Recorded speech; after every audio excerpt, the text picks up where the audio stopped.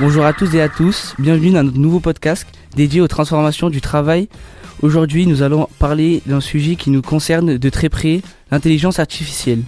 Pour en discuter, j'ai le plaisir d'accueillir deux élèves de la classe de seconde MRC, Inès et Chloé. Bonjour les filles. Bonjour Céane, bonjour à tous. Ravi d'être là pour parler de l'IA, car c'est un sujet qui nous touche directement dans nos futurs métiers de la vente et du commerce. Bonjour tout le monde. On entend souvent que l'IA va tout changer, alors on a voulu creuser un peu plus pour savoir à quoi s'attendre réellement. Super, alors pour poser les bases, l'IA aujourd'hui c'est quoi ? On parle de machines capables de simuler l'intelligence humaine pour apprendre, prédire ou prendre des décisions.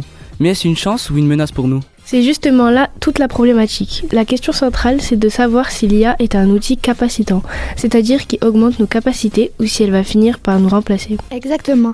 L'économie. On parle de deux effets opposés. D'un côté, l'effet de productivité. L'IA nous aide à travailler plus vite et mieux en gérant les tâches répétitives. De l'autre, l'effet de déplacement. C'est quand la technologie remplace carrément le travail humain. Pour nous, en MRC, la question est concrète. Est-ce que demain, ça sera un robot qui conseillera les clients en magasin ou qui gérera les réclamations au service client ? On observe déjà des scénarios où l'IA assiste le vendeur, mais aussi d'autres où elle le remplace, comme avec les agents conversationnels très évolués. Le défi est de trouver le point d'équilibre, ce fameux point d'inflexion, où l'IA cesse d'être une aide pour devenir un concurrent. Avant de voir les enjeux actuels, faisons un petit saut dans le passé. Chloé, l'IA, ça ne date pas d'hier, n'est-ce pas ? Pas du tout. Les principes de base remontent aux années 1940 et 1950.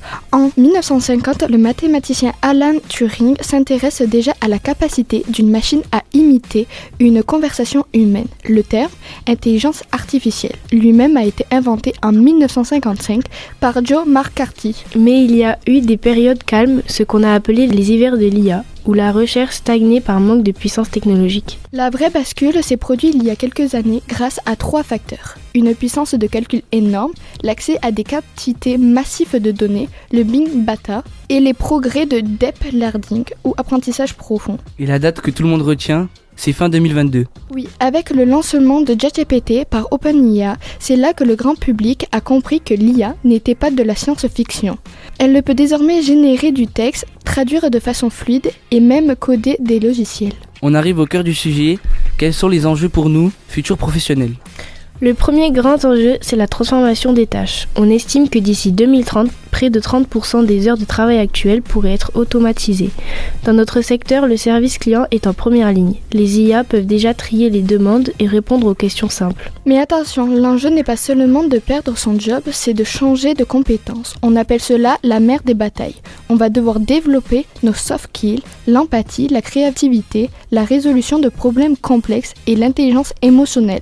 Ce sont des choses que l'IA, pour l'instant, ne sait pas faire à la place de l'humain. Il y a aussi un enjeu de complémentarité. Par exemple, dans la santé, une IA peut détecter une tumeur sur une image mieux qu'un humain, mais elle ne peut pas accompagner le patient dans son parcours de soins avec humanité. Pour nous, ce sera pareil. L'IA gérera les données et nous gérerons la relation humaine et la confiance. On ne peut pas oublier les enjeux éthiques. Il y a des risques de surveillance accrue au travail, des biais discriminatoires dans l'algorithme et de perdre de sens si on devient de simples exécutants qui obéissent à une machine. Pour conclure, que peut-on retenir de ces échanges ? Je dirais que l'IA ne va pas supprimer l'emploi, mais elle va le redéfinir en profondeur. En France, on voit déjà que les offres d'emploi demandent des compétences en IA et explosent. Notre défi en tant qu'élève de MRC, c'est de rester curieux et de nous former tout au long de notre vie. Exactement. L'IA est un outil, pas une fatalité. Tout dépendra de la manière dont les entreprises choisissent de l'intégrer. Pour remplacer les gens ou pour les rendre plus performants, il faut qu'on apprenne à travailler avec, plutôt que d'entrer en concurrence contre elles. C'est le mot de la fin. Merci Inès, merci Chloé pour cet éclairage passionnant. L'IA est une révolution en cours et c'est à nous de devenir les acteurs de cette transformation. Merci à tous de nous avoir écoutés et à bientôt pour un prochain podcast. Merci Céane, au revoir. Les productions réalisées par les élèves sont également disponibles en podcast.